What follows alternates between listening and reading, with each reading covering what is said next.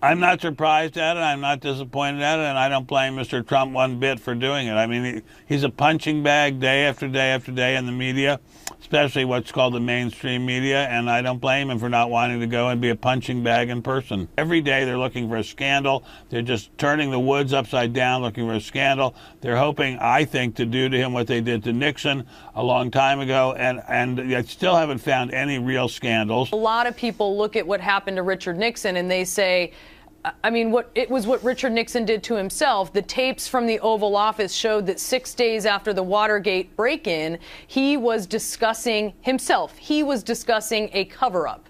You know, the smoking gun tape. I mean, how did the media do that to Richard Nixon? The media picked one tiny little thing that he did. One tiny little thing he did. What tiny little thing? One tiny little thing he did, which is just to discuss a cover-up. He didn't do the cover-up. They didn't follow through with the cover-up payments that he discussed. They just discussed it. This was a guy who brought more peace to the world than any president in the 20th century. So you think the Watergate scandal and what was uncovered was phooey?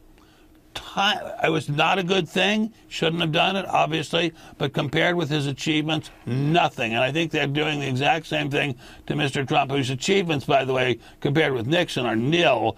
But I think they're trying to do the same thing. They're trying to undo him basically before he even gets started.